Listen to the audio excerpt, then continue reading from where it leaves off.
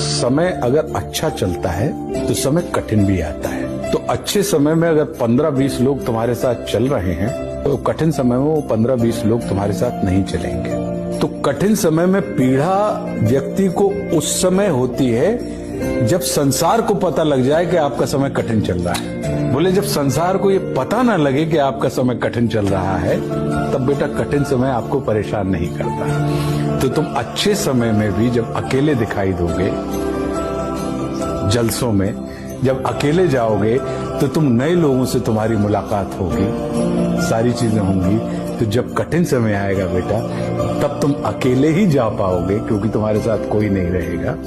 तो उस समय लोगों को ये समझ में नहीं आएगा कि ये अच्छा समय चल रहा है इसका या कठिन समय चल रहा है। क्यों? क्योंकि लोग ये सोचेंगे कि साहब ये तो पहले भी अकेला आता था, अभी भी अकेला है।